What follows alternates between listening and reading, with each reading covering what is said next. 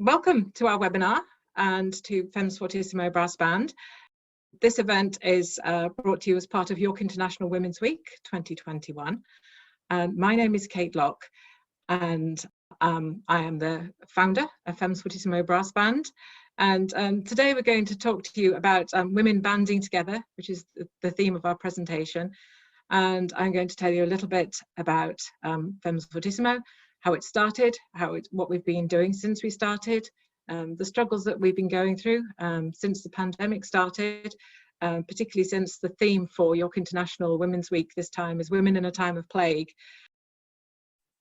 And then we're going to look a bit to the future as well and talk about plans for the future. So we will take a Q&A at the end of this. We're planning to have 15 minutes at the end for a Q&A. So you can put questions in the Q&A box, not the chat, please, because otherwise we might not see them.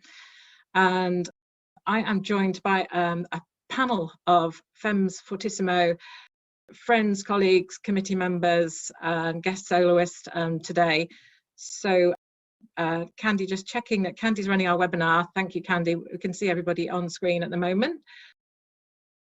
I'm just going to very quickly introduce them. They just say hello, and then we're going to go into the first slide. So Tracy, do you want to say hi? Hello. And Amanda? Hiya. Mandy? And we've got Juliet and Tony. Hello. And Sue Sykes, our conductor. And Becky Lundberg, who is our guest soloist. Hi, everyone. Hi. So thank you all very much for being here today. I am going to share my screen and hope this. So we started in 2018, and that was because York International Women's Week were celebrating the centenary of some women getting the vote 100 years ago. And I personally wanted to do something about that. I'm a feminist and I'm a brass player, and the theme was making women's voices heard. And I thought, what's the best way I can do that? I'd like to make women's voices heard through brass. So I put out a call on Facebook and lots of people responded, which was fantastic. And Femmes Fortissimo was formed. So we had really good response. Over about 45 people, I think, sign up, which was absolutely fantastic. And there you can see us outside. This was our very first rehearsal, and it was fantastic. And I, at this point, would just actually like to introduce you properly to Sue Sykes, who is our conductor. And I very much wanted to have a woman leading the band. That was really important to me. And Sue conducts the York Concert Band. And Sue, I'd like to ask you, when we asked you to join Femmes Fortissimo, how did you feel about that, and what's your experience been? When you first talked to me about the idea of forming an all-women's brass band in order to play that concert in 2018, well, I was really excited to be asked, but I was somewhat daunted by the fact that I'd never conducted a brass band. My work's been with wind bands and my school orchestras and choirs, and also the fact that we were going to only have 2 rehearsals before the concert. That was very frightening.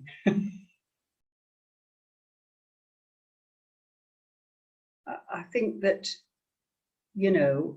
I felt that the excitement of conducting an all-women's band for that concert to celebrate York International Women's Week, that was something very special to me, because I do feel very strongly about the position of women in music.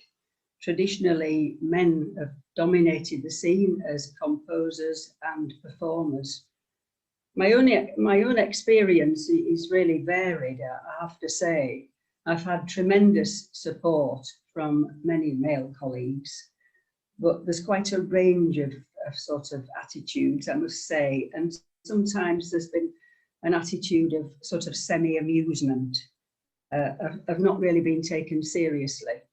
And I also have to say that occasionally I have had to put up with downright animosity. That's rare, but it has happened. I think things are changing, but when you talk to young women musicians, professional musicians, amateur musicians, they all say the same, that things are not changing quickly enough. Often when I go to a concert venue, when I turn up, the organisers ask me who I am. And when I draw myself up to my full height and I say I'm the conductor, they often do a double take and have to kind of reset in order to readjust. I would just like to say that working with this band has been an absolute privilege. It has been fun, it's been scary. I mean, this business of having only 2 rehearsals, which I think is fantastic. I think we've all got our own lives and our own music, and to come together to do these concerts, I think we've all been so well motivated. And the 2 rehearsals, you know, we've worked so hard. People have taken away the music, they've practiced it, we've worked hard in those sessions. But it's also just been so, I don't know, cheerful. People have been enthusiastic. It's been fun. And I have been really impressed by everybody's commitment, the enthusiasm, and by everybody's musicianship. And just to finish off, I would like to say that it's been an absolute joy to conduct this band. Thank you. Oh, wow, thank you so much. That's really beautiful, and thank you. You know, I think it's been a challenge for all of us in different ways. And you know, as you say, the 2 rehearsals thing, we do a huge amount of music, don't we? We work really hard, but it's brilliant to have you leading us. Thank you very much. Right, I'm going to go on, and this is the next rehearsal. And I just showing that photo because I think that's going to be our album cover one day. It just looks like it. That's outside the RI. The previous picture was from Shepherd's. This picture was taken by Natalie J. Bamforth, who is one of our BFAT bass players, and most of the other pictures you will see throughout this presentation were taken by Keith Meadley, who's a great supporter of the band and takes loads of pictures and is brilliant and really supportive. So it's great to have 2 great photographers, and Tracy obviously takes lots of pictures as well, chronicling our story. This is the first concert, and this is at Southlands Methodist Church, and it was on the 28th of April. It was later than advertised because we got snowed in. And the first time players couldn't get out, so we had to shift the date. You can see us all there. And I'd like at this point to bring Juliet into the conversation. Juliet's been one of our stalwart players from the start as well. And Juliet, I'd like to ask you what your experience has been in Femmes Fortissimo and what you've got out of it. Yeah, I think the overriding thought or little phrase in my head when I think about Femmes Fortissimo is that I get this feeling that I can do it, or we can do it, really. I always feel very encouraged by everybody that's around me, sat near me or whatever. And it's just such a lovely, supportive atmosphere. I feel encouraged. People sort of openly say, oh, well done, well played. And that's just a really lovely feeling. People are happy with helpful advice and tips and so on. And I actually really enjoy the sort of tea breaks we have as well, because that's a really good chance to have a chat, find out where everybody's from, what their experience is, what they like about playing in the band. So that's always really nice. And I think really the second concert we had at Holy Redeemer was, for the first time ever, I think I felt really excited. Rather than being sick with nerves, I actually felt really excited. And at the end of it, I had this sort of really buzzing, like, I've done it, we can do it, and just really loved it. So I think, yeah, the feeling of this increased confidence and the I can do it feeling is great. Yeah, I love it.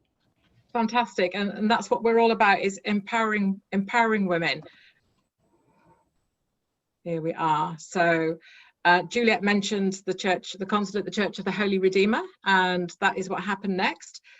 on the strength of the concert that we did in 2018. And we had a fantastic response from the audience, who said, when are you going to do this again? It was brilliant. And a fantastic response from members of the band, who all said the same thing. And I said, well, I can't do it by myself because that was a lot of work. And they said, no, we'll help you. So we formed a committee. Tracy got the website going, social media channels, and we became a thing, which was great. We are a kind of pop-up band, if you like, a project band. You know, we don't meet regularly. It's our main thing is the once a year concert, but we do a few other things which we'll tell you about. Our own bands do come first, but at the same time, we have become an entity now, which is great. So in 2019, we did a concert at the Church of the Holy Redeemer in York.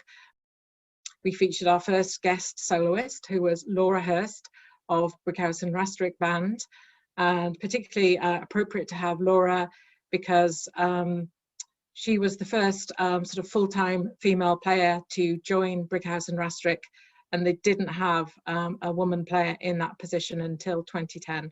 So, and the band's been going a long time.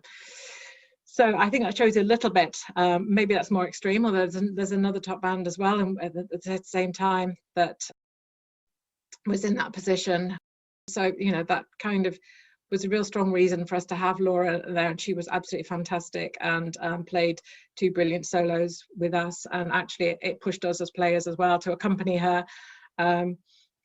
Kira Women's Project were involved. We did the March of the Women, and they came in wearing the sashes and read some poems. And that was one of the things I wanted to stress, is that we do continue to celebrate the achievements of women, talking about that sort of political perspective as well, but also women in brass music. And we have celebrated the music of a very early cornetist called Daisy Squelch. More recently, Grace Pratt at our 2019 concert, who was the first female player to play in any of the York bands, and we're very honoured to have Grace at that concert as well.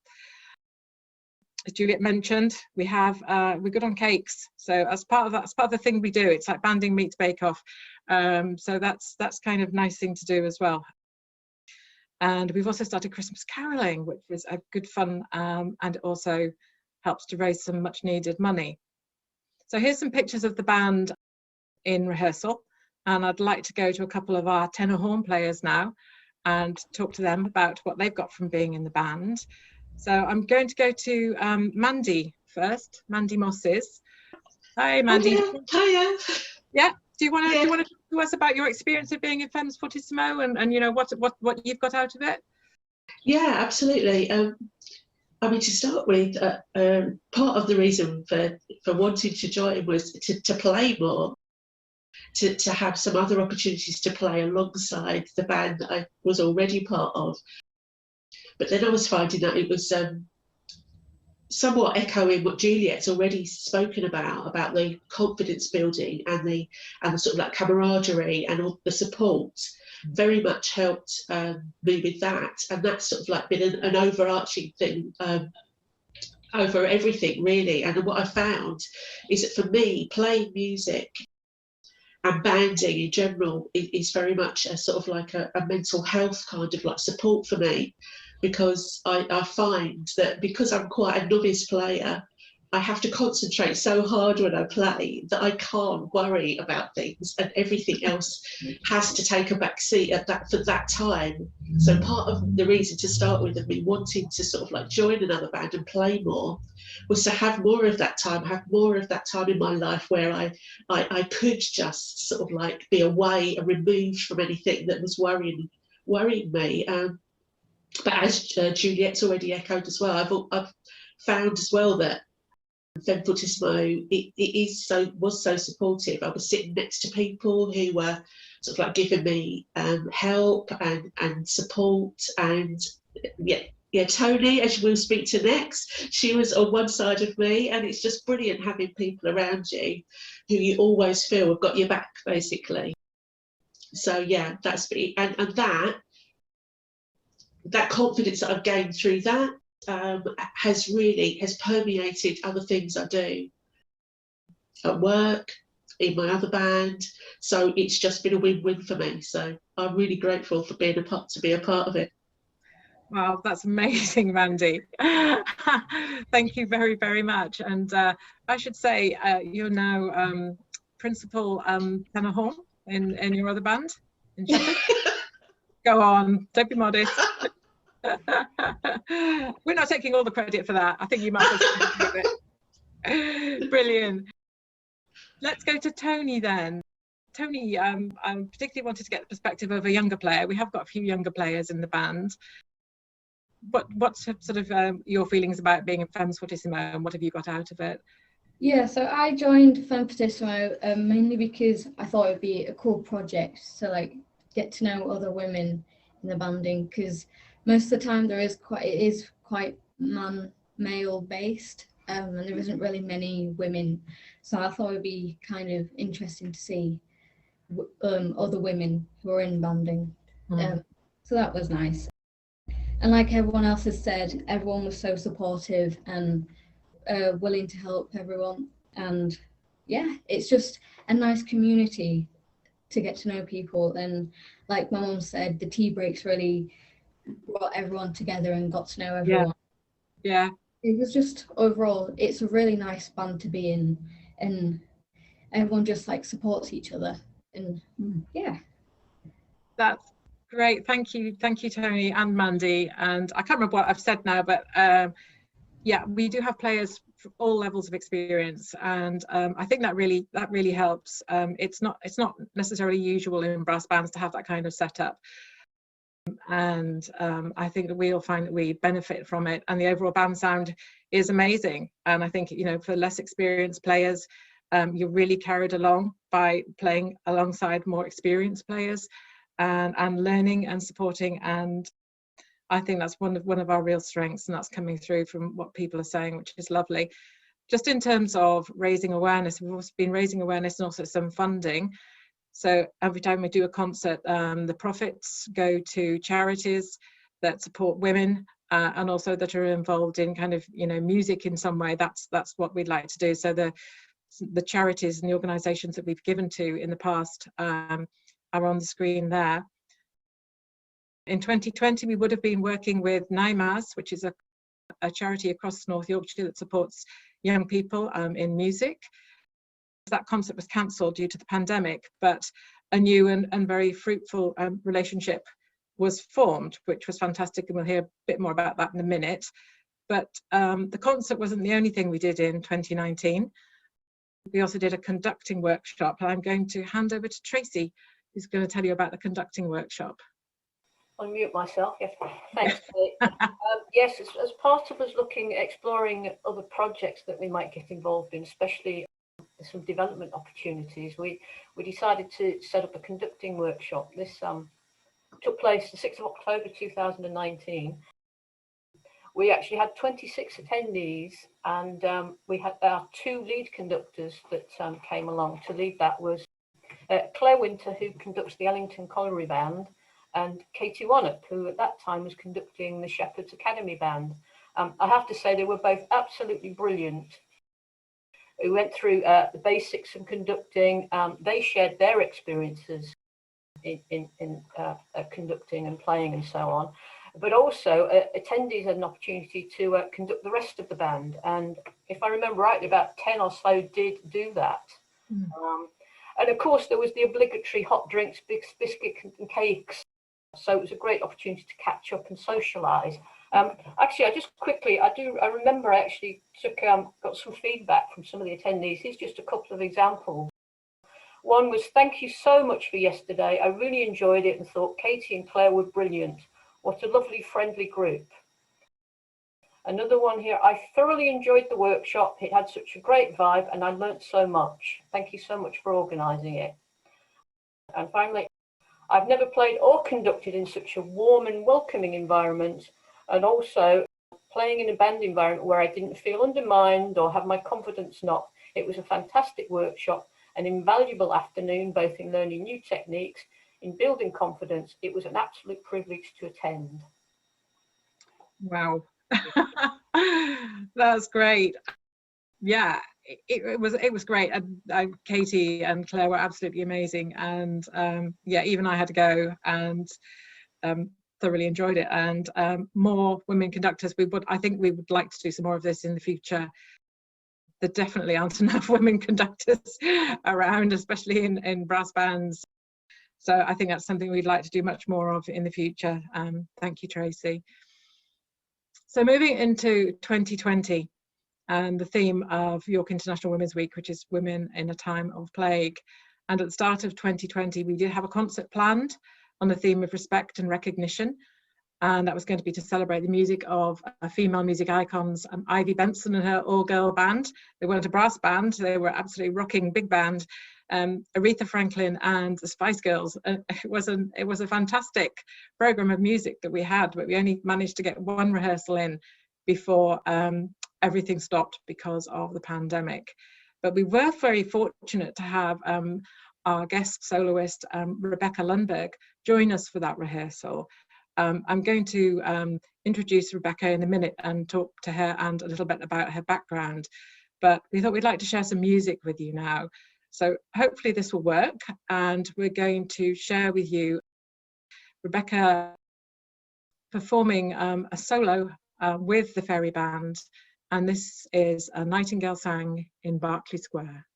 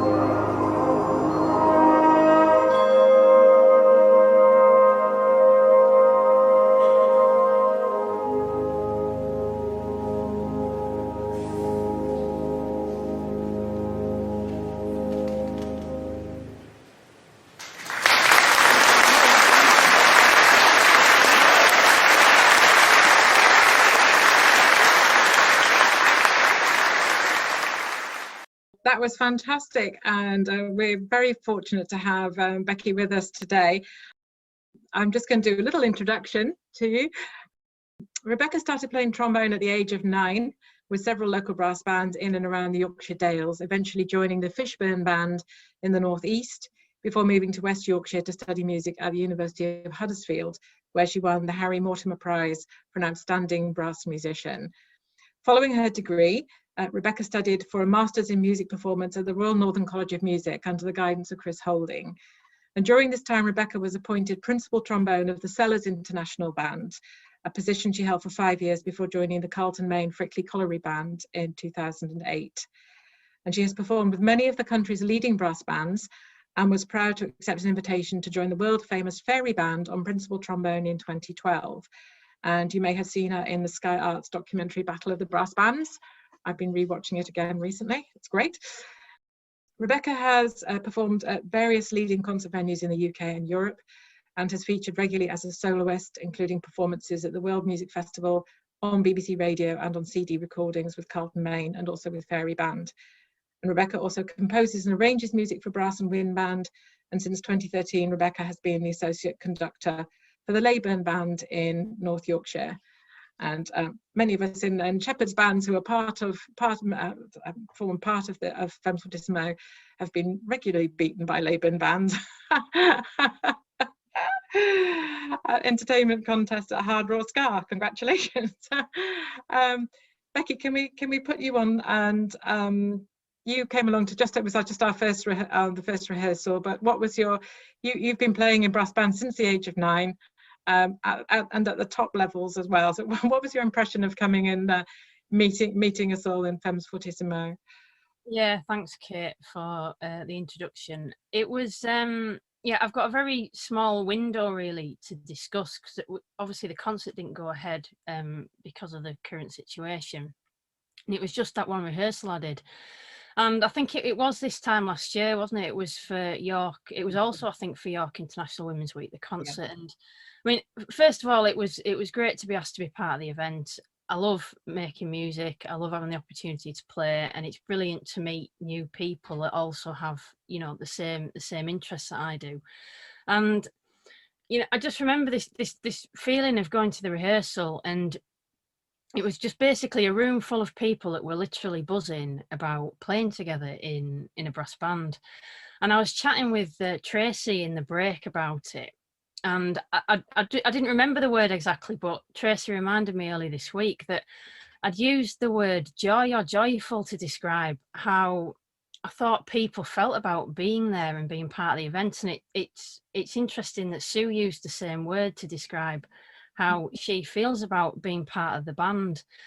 And I've tried to think about it over the last few days. Why was it?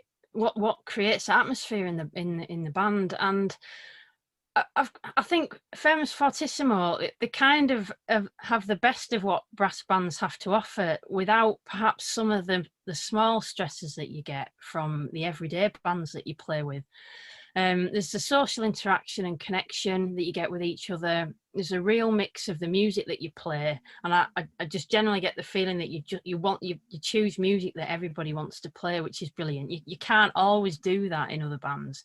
Mm-hmm. And just a group of people that simply want to make music. And the other point, which Kate's mentioned already, there's such a range of experiences and standards in playing, due to everybody playing from other bands. And you know, you might get someone from a championship section band sat next to somebody from a 4th section band, and that's quite a unique thing to this band. And you know, one of the great things about brass bands, I think, is the educational capacity that they've got and the learning, and I think that is perhaps enhanced by the way the band run themselves.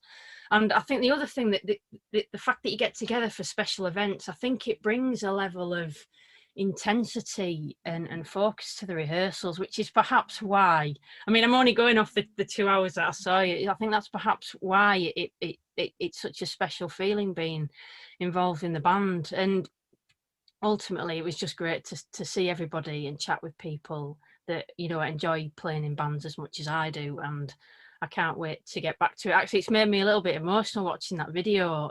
how much I miss it. It's a strong reminder of that, and there's hopefully some good news coming. Yeah. Look like we might get to a bit back to normality, hopefully. Yeah.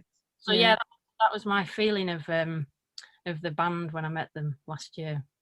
Thank you, Becky, and I hope we might get the chance, maybe in the Q&A at the end, if we keep the time, to hear a little bit more about your experiences of being, you know, a woman in brass banding at, you know, at the top levels, and, you know, whether it's always been a positive experience or not. I'd be interested to find out, but we just need to move on for now. So thank you for your contribution then. So we talked about that rehearsal, and we're just going to obviously you didn't get to hear any of the music we were going to play, but I did do a rather shaky recording. We are a big band and we played a big band number. We're not Ivy Benson, but we gave it our best shot. We're just going to play Sing Sing Sing, which features Katie Lamb rocking out on the kit.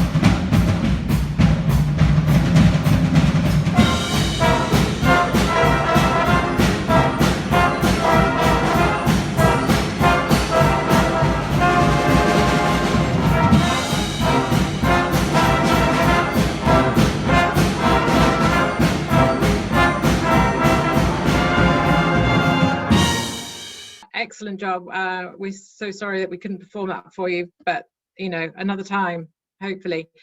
Some other things we've done. I took part in an event with the Royal Northern College of Music at the invitation of Brass Bands England, which was great. Thank you very much. That's Sarah Bauman on the end there, chairing the event, talking about women in brass bands. We were thrilled to be asked to be involved with that.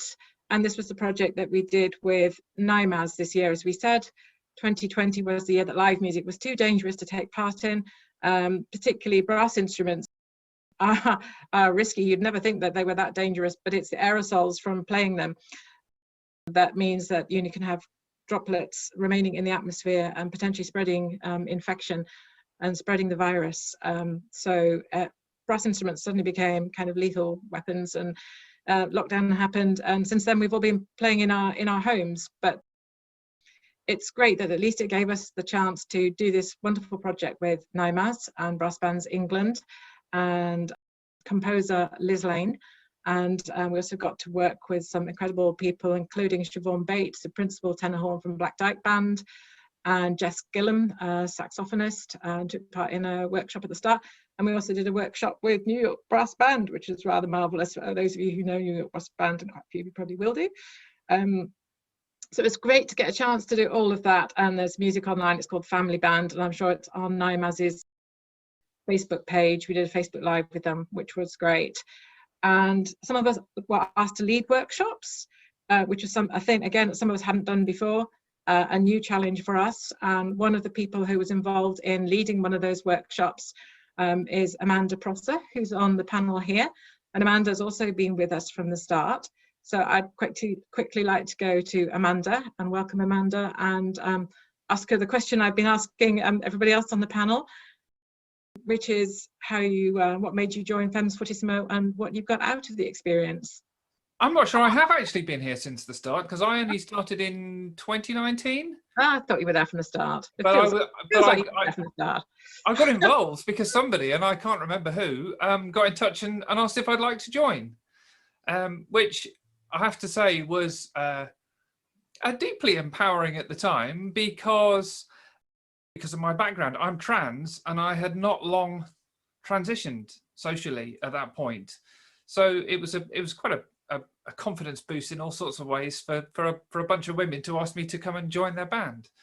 And yeah, and I think doubly so because coming up to that transition, media would have you believe that in any given group of women there'll be perhaps one or two or maybe more who are going to kind of dislike you on principle because trans women aren't that popular in some circles, even though they might never have actually met one. But I've certainly not found that to be true with Femmes Fortissimo. Actually, I've not really found it to be true anywhere at all, but particularly not with Femmes Fortissimo, where I've always felt completely put at my ease and everything else. Unless, of course, you only wanted me because of my playing ability, but given the number of other trombone players you've got, that seems improbable. It's great to have you, Amanda, and I think we've got several trans players in the band, and it's it's an inclusive band, and we're very, very pleased to have trans players as part of the band. And you are, of course, a fantastic trombonist as well, and you are our principal trombone. Let's not forget that. Fab. Okay, we're going to move on because we have got some more music we want to share with you, and time is running away with us. And what we would like to do at this stage is just to take a moment to pause. The theme of this is women in a time of plague.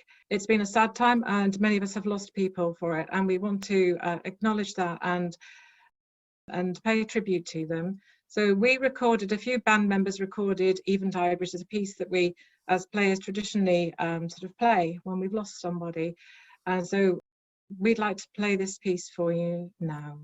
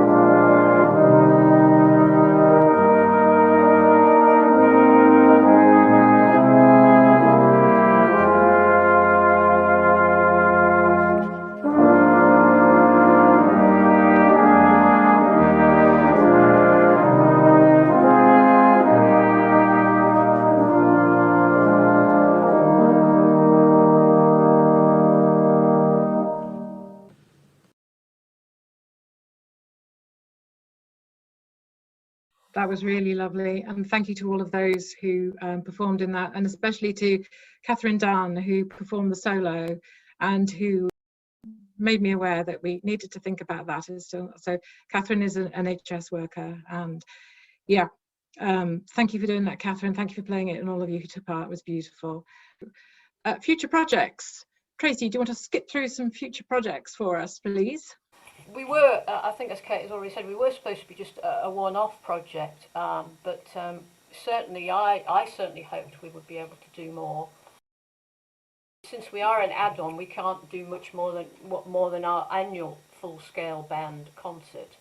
But we have previously, as Kate said, we previously played Christmas carols where anyone available came along, and we played at the York Christmas markets. And I'm fingers crossed we'll be able to do that again for 2024 Christmas.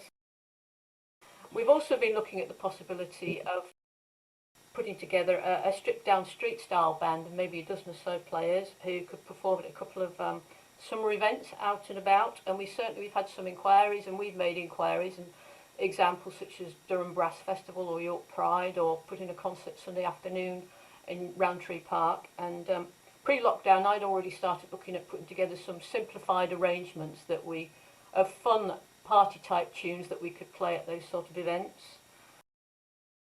Also, there's the idea that perhaps we might have a composition project. Somebody put together a new March of the Women. I don't know if, Kate, you want to say a bit more about that? It's definitely something we'd like to do in the future, so keep listening out for that. That's a project we've got our eyes on. Yeah, and we certainly hope that we can do some more development type sessions, such as the conducting workshop, because that was so successful and people really enjoyed that, and perhaps more collaborative events such as the NIMAS Big Brass Day. So we have got various ideas, and we certainly will be back with other things. we will. And what we wanted to say, this is a piece we've recorded specially for you. So this is really a message that we want to put out. And I think Gloria Gaynor put it brilliantly.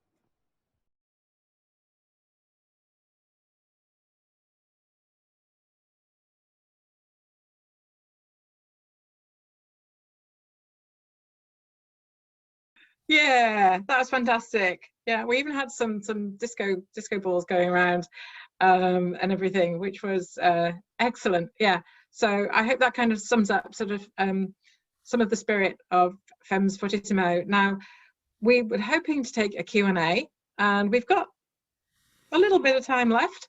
Have we got any questions? Is the questions? Does anyone want to pop a question in the chat? You're very welcome to. We've got some chat, we've got some comments in the chat, but I'm going to go back to Becky then, because I wanted to have the chance to ask you, Becky, about your experience of being, you know, we said that you have been playing since you were 9, and you've played with, you know, bands all over the country.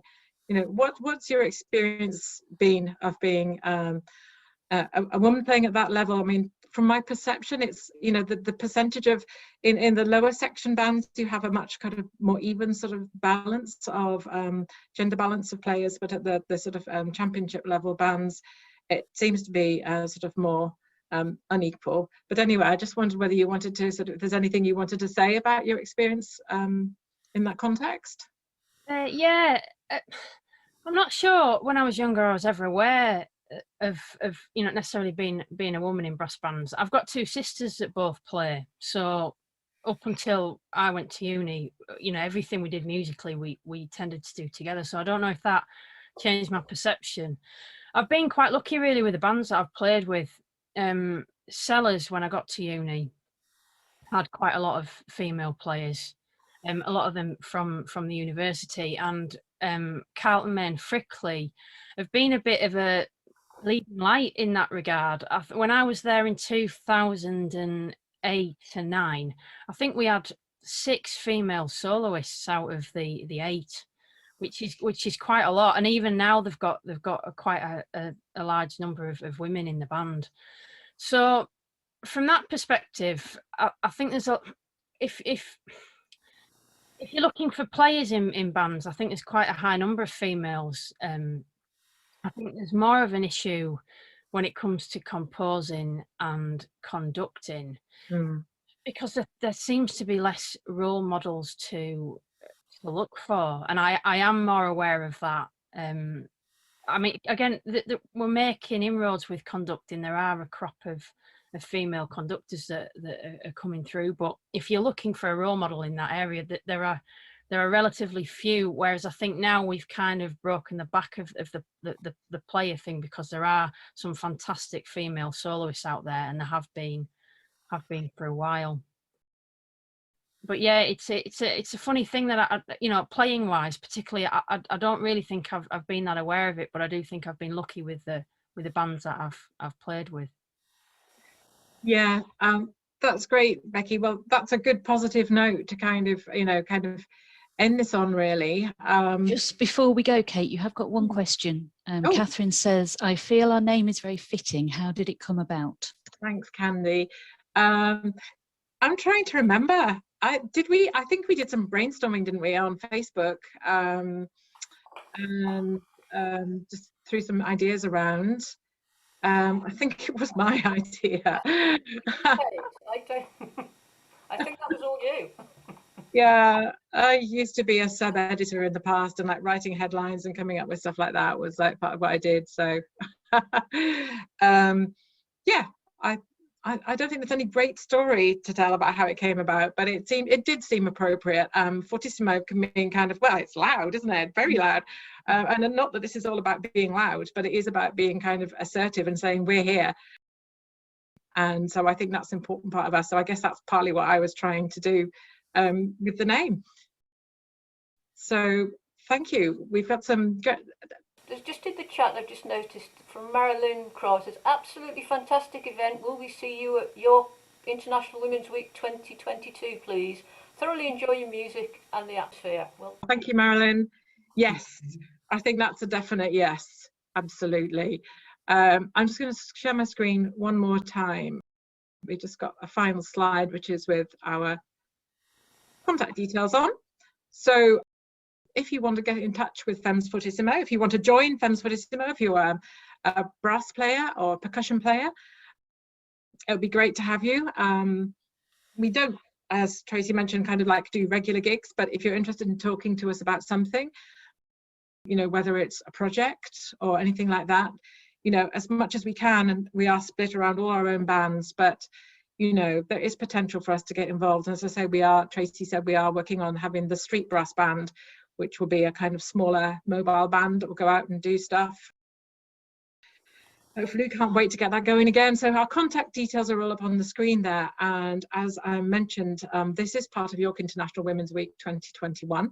So there is the link there for York International Women's Week. So please do check out the website and go along to some of the events, because they've got some great events on.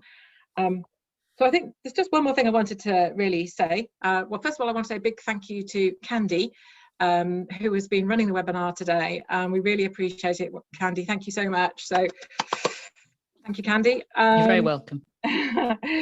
And also just to say, it is International Women's Day tomorrow on the 8th. And the theme of that is Choose to Challenge. And that's being sort of interpreted, and you can choose to challenge gender bias and inequality. You can choose to celebrate women's achievements. And I hope that we do both of those things with our band. We're just going to take a little screenshot, because there's kind of like a special kind of an International Women's Day salute, which is a bit like Spock, but you know, you don't do that, you do that. So can I get all our players to do that? That one. Right, Tracy's taking a picture. Thank you.